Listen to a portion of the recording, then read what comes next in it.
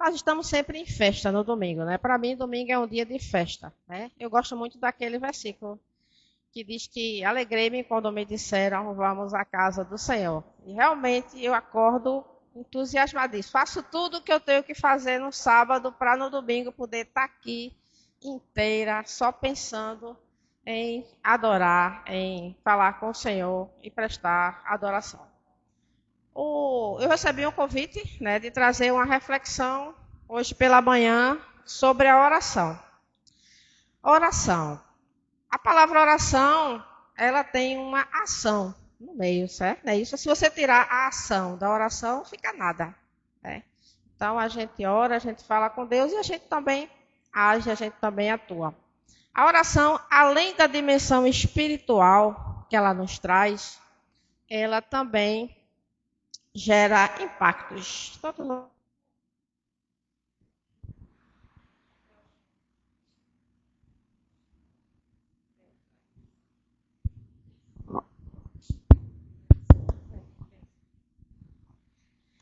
Então, a oração, além de trazer impactos para o nosso corpo, impactos biológicos, ela também traz impactos psicológicos muito importantes, né? E a ciência, ela hoje é uma aliada nossa, e ela prova isso. Ela tem trazido muitos experimentos e resultados impressionantes sobre o poder da oração. Eu vou pedir para Paulo passar um vídeo. A gente vai ver um vídeo agora para começar aqui a nossa conversa sobre a oração. Eu sou médico neurologista, neurocirurgião, formado na Unifesp e pós-graduado em Harvard, mas o que eu vou te contar nos próximos 60 segundos, durante muito tempo a ciência se recusou a estudar. Quando alguém te dizia a oração cura, a resposta era, não, é placebo, é psicológico, não tem mecanismo. Mas isso mudou, porque agora a gente tem ressonância magnética funcional, SPECT, EEG e dosagem de telomerase no sangue. E o que esses exames mostraram quebrou todo mundo. Andrew Newberg, neurocientista da Universidade da Pensilvânia, escaneou o cérebro de freiras franciscanas durante a oração. Ele encontrou um aumento de 9% de fluxo sanguíneo no lobo frontal, a área da atenção, do foco, da integração, da empatia, da decisão moral, e queda na atividade do lobo parietal, que é onde a gente processa a separação entre o eu e o mundo. Em outras palavras, durante a oração profunda, o cérebro literalmente apaga a fronteira entre você e o que está ao seu redor. E não para por aí. Um estudo publicado em 2016 no JAMA International Medicine envolveu 74 mil enfermeiras americanas. Quem frequentava cultos ou missas pelo menos uma vez na semana teve 33 menos mortalidade por qualquer causa. Quem manteve isso por anos seguidos? 50% a menos. 50%. Harvard, por sua vez, estudou suicídio e mortes por desespero. 68% menos em mulheres que iam à igreja. A UCLA pegou cuidadores de pacientes com Alzheimer, gente exausta, depressiva. 12 minutos por dia de oração contemplativa durante 8 semanas. Resultado? Telomerase, a enzima que controla o envelhecimento celular, subiu 43%. Memória de trabalho? 50% melhor. Depressão? Caiu pela metade. E agora a parte que ninguém te conta. Newberg, ele mediu o cérebro de um ateu que tentou meditar sobre Deus. As mesmas áreas não se ativaram. Por quê? Porque o cérebro só responde aquilo em que você acredita de verdade. Conclusão da neurociência em 2026. Rezar não é fuga, é treino. O mesmo tipo de treino que faz um maratonista, só que para sua mente, para sua emoção, para longevidade. Sua avó tinha razão. E agora a ressonância magnética concorda com ela. Já salva esse vídeo e manda para quem reza. Manda para quem parou de rezar e aproveita para me seguir, porque eu vou sempre trazer conteúdo para vocês aqui baseado em ciência, explicando o que muita gente não te explica. Vê daí, gente, como é importante a gente orar, buscar a Deus, Depois eu vou botar o vídeo lá no grupo para vocês também compartilharem esse vídeo e orarem pelas pessoas. Como é importante você parar alguém na rua, evangelizar, trazendo também essa palavra, essa ação, né, de orar pelas pessoas, de que normalmente estão muito fragilizadas, cada um no seu mundo, na sua dimensão de sofrimento. E a gente chega com essa palavra, com essa ação de oração para aliviar o sofrimento daquelas pessoas. Muitos são os estudos que comprovam benefícios, né? A ciência comprova vários benefícios que a oração traz. Eu trouxe também alguns outros aqui para a gente saber. Vou pedir ajuda aqui. Matias, você vem aqui, por favor.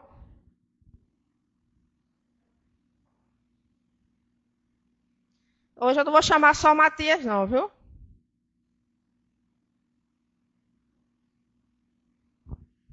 Eu quero que você leia aqui para saber se você lê bem direitinho.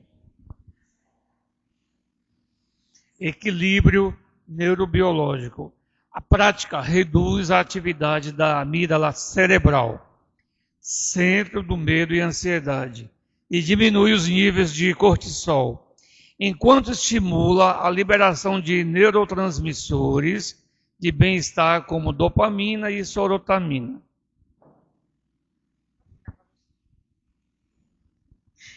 Olha aí, um benefício, equilíbrio neurobiológico. À medida que você ora, você diminui os níveis de cortisol, que é aquele nível do estresse, né, que deixa você irritadíssimo, e você aumenta a liberar neurotransmissores que causam bem-estar na sua vida. Vamos orar, gente, vamos orar. Joelma.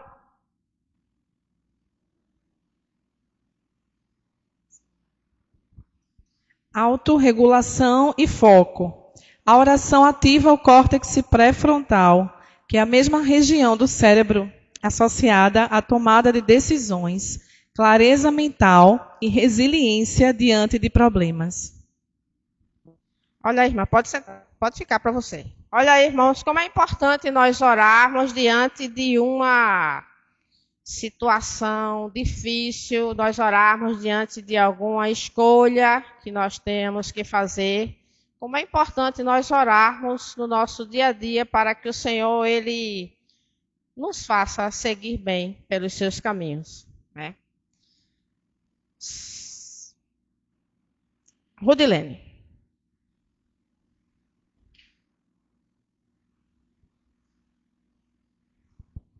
Saúde física. Estudos indicam que momentos regulares de prece ajudam a estabilizar a pressão arterial e reduzem a percepção de dor, além de fortalecer o sistema imunológico.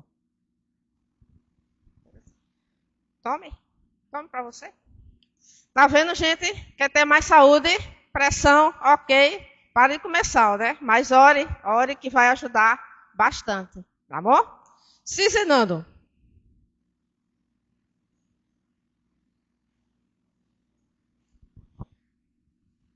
Alívio de tensões funciona como um mecanismo de coping, enfrentamento religioso, oferecendo esperança e reduzindo a ansiedade em pacientes lidando com desafios de saúde. Posso dar uma complementadazinha aqui rápido? Na verdade, é uma coisa impressionante. Assim, eu tive ocasiões de conviver com pessoas numa situação muito complicada, né? E na hora que você coloca isso em prática, esse enfrentamento do ponto de vista religioso, eu não sei explicar, mas a sensação que dá é de um alento, de uma paz naquele momento. Eu acho que contagia. Então, em momentos drásticos assim, de situação de saúde que eu já tive na família, isso é uma verdade. Parabenizar você, porque esse tema é muito interessante. Parabéns. Vamos para frente. Muito bem, muito obrigada, irmão. Ainda tem mais uma. Mateus.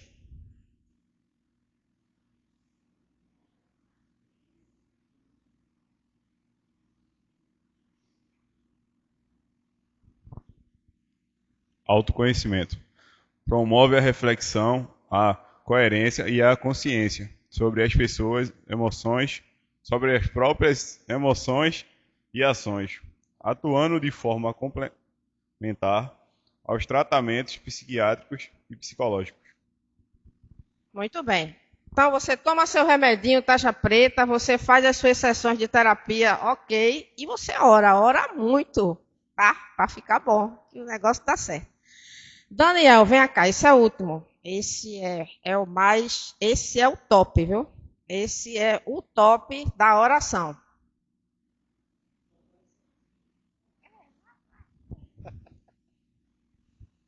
A sensibilidade é uma prática gratuita, sem contraindicação e disponível 24 horas por dia, servindo como âncora de segurança emocional. Tem coisa melhor? 0800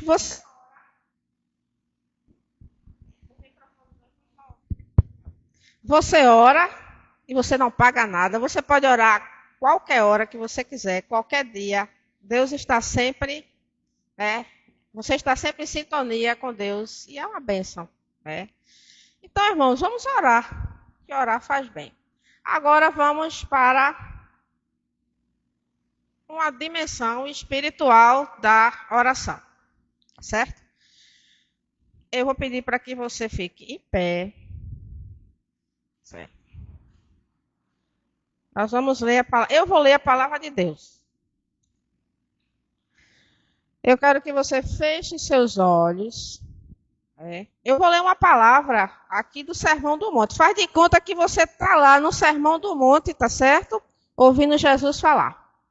Aí ele vai dizer para você assim: portanto, vós orareis assim: Pai nosso, que estás no céu, santificado seja o teu nome. Venha o teu reino, faça-se a tua vontade, assim na terra como no céu.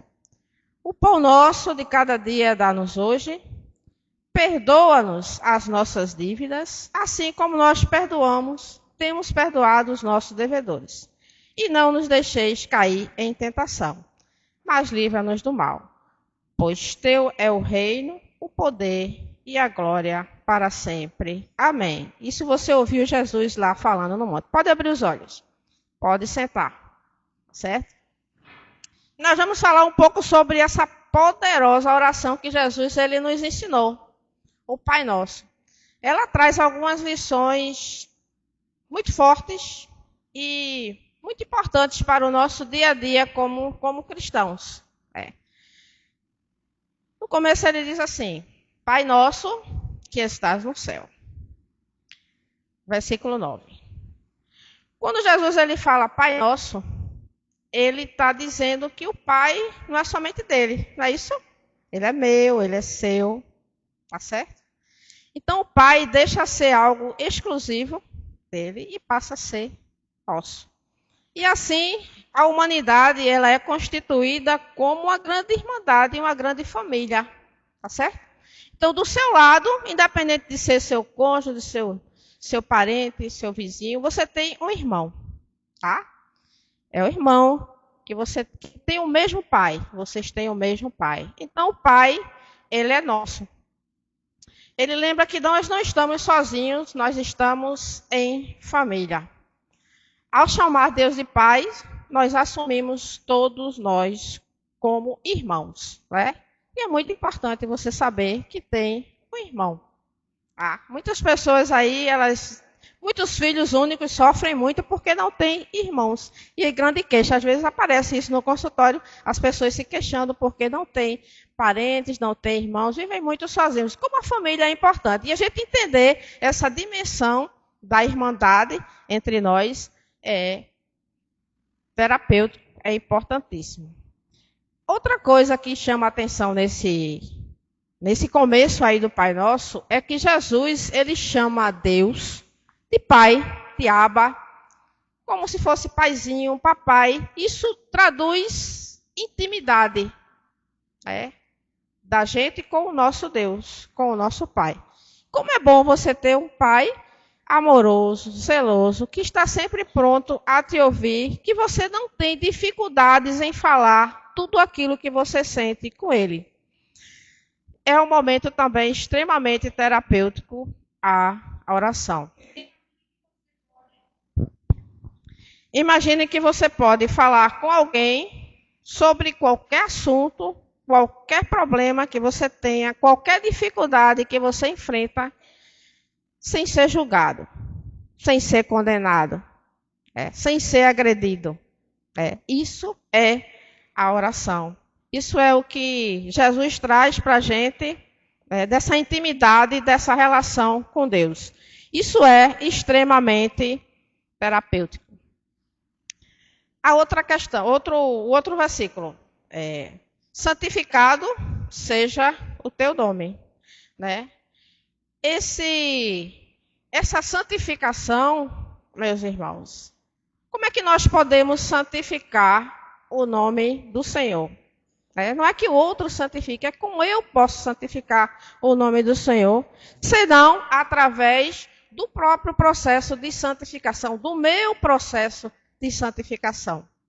Como eu tenho procurado buscar a Deus, ter essa intimidade, esse encontro, essa conversa diária com o Senhor, se eu não procuro santificar a Deus da minha vida e na nossa oração, nas minhas ações.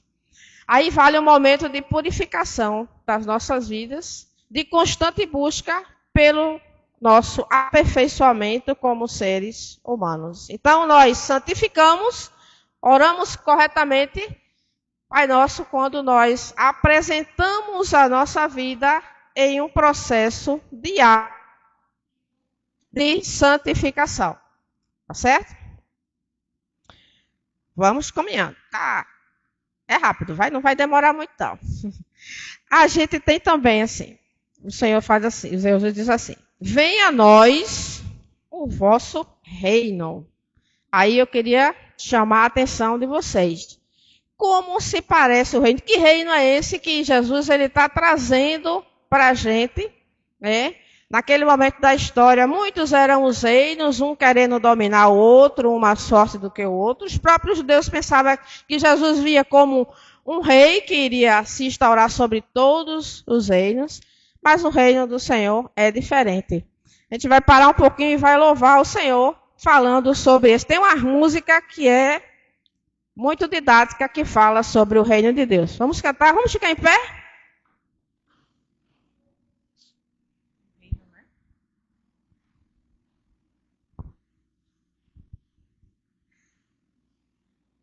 E essa igreja conhece, então vamos louvar o Senhor.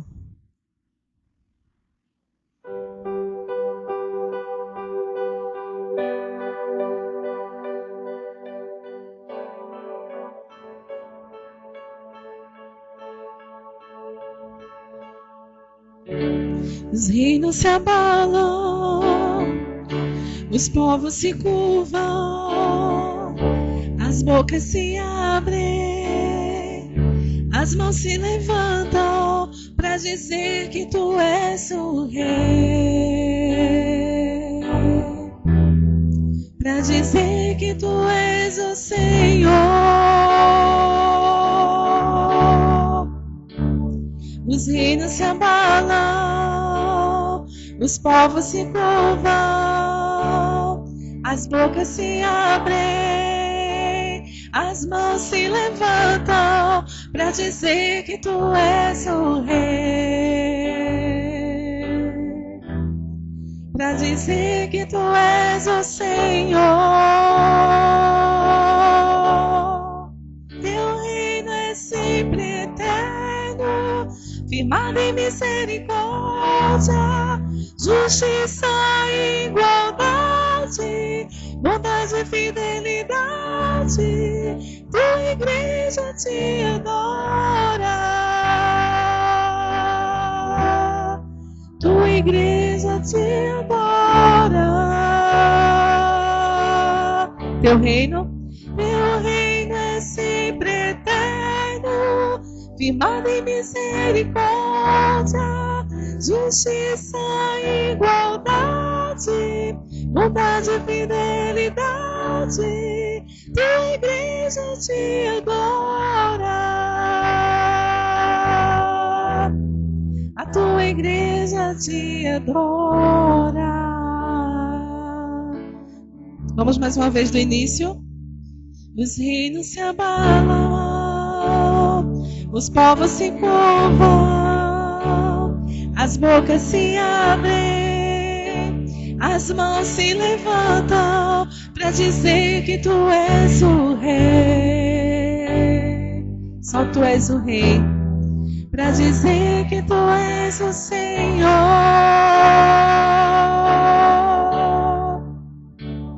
Os reinos se abalam, os povos se curvam, as bocas se abrem, as mãos se levantam para dizer que tu és o Rei, para dizer que tu és o Senhor.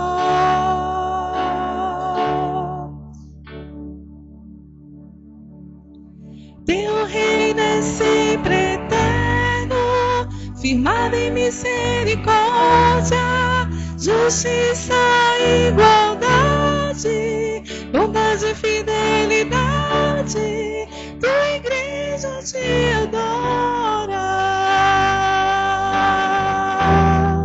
tua igreja te adora.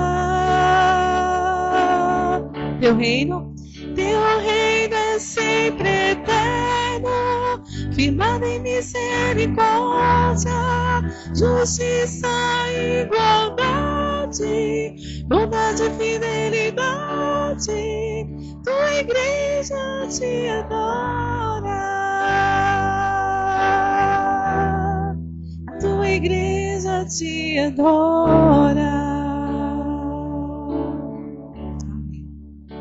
Amém, glória a Deus, podeis acertar. E é esse o reino de Deus que você vai instaurar aqui na terra, né? Você é que vai ter que usar de misericórdia, de bondade, de fidelidade. O reino de Deus vai ser instaurado aqui na terra, ele é instaurado através das nossas vidas, né? Através dessa mensagem que Jesus deixou para nós, de que o seu reino chegou. O pão nosso de cada dia nos dai hoje. Tem alguém ansioso aqui? Tem alguém ansioso aqui? Vamos acabar com isso. Quando Jesus fala o pão nosso de cada dia nos dá hoje, ele está falando de hoje, de agora. E quando o cristão ele para de viver o hoje e o agora, ele adoece. Tem muita gente vivendo do passado, vivendo de depressão.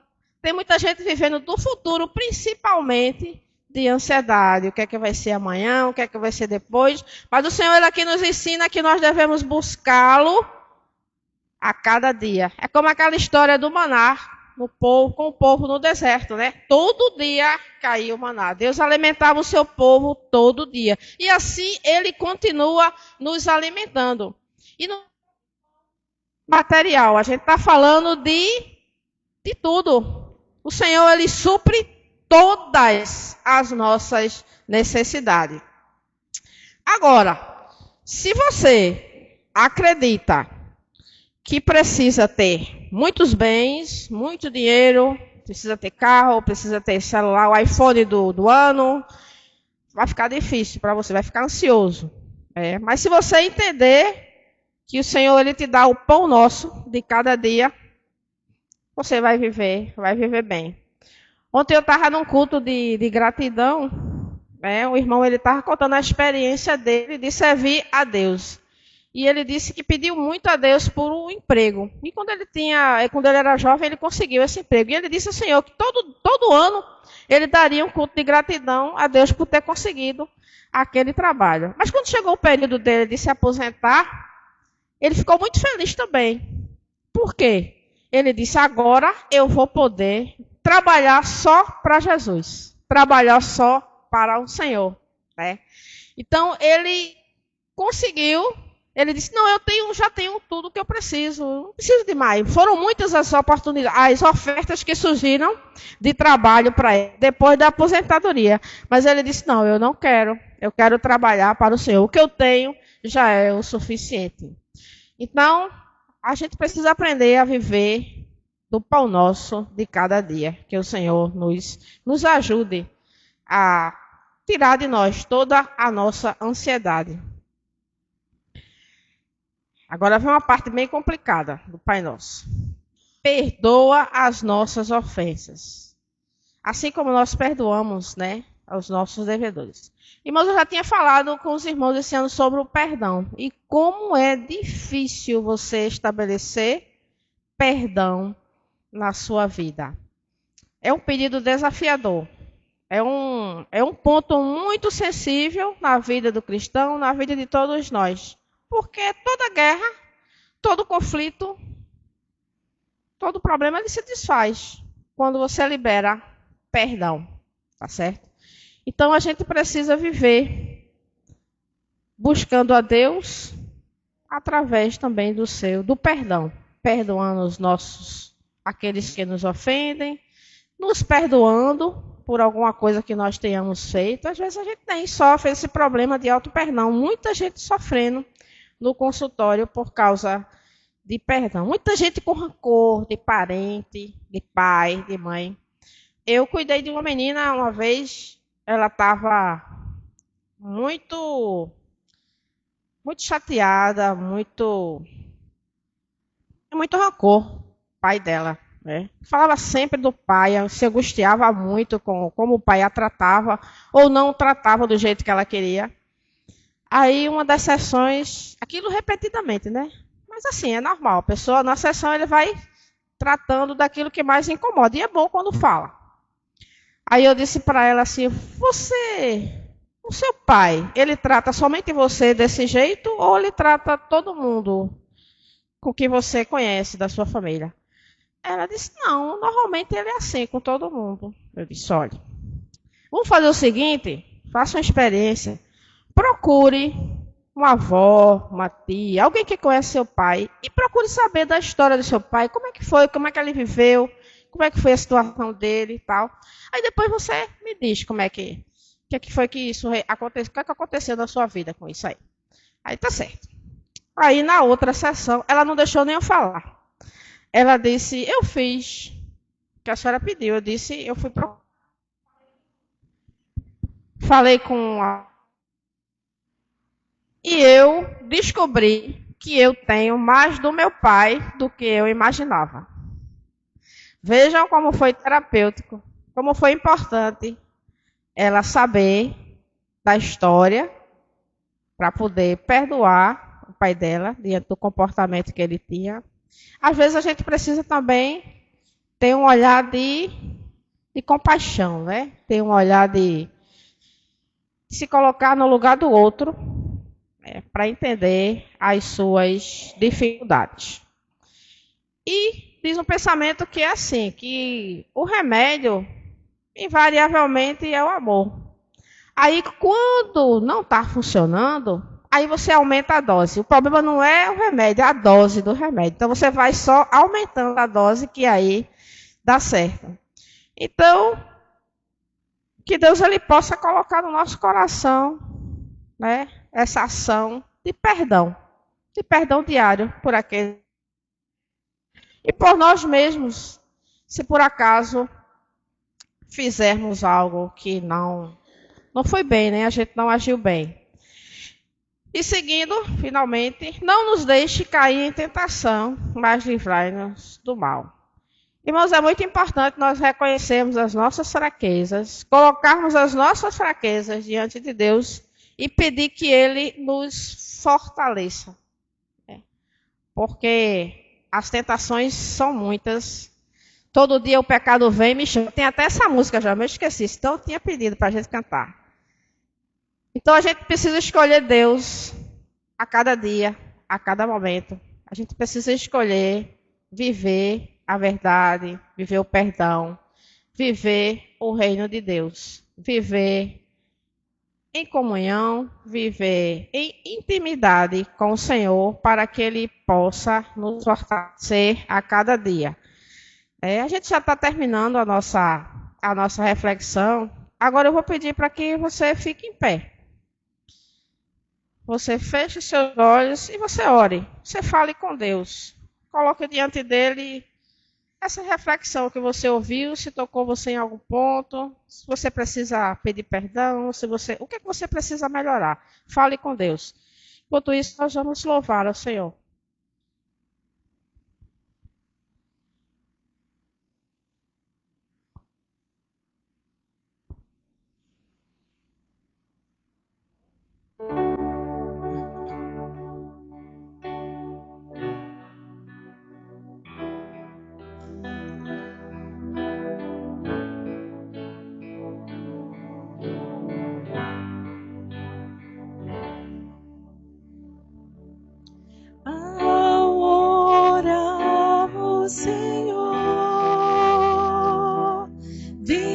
encher-nos com teu amor,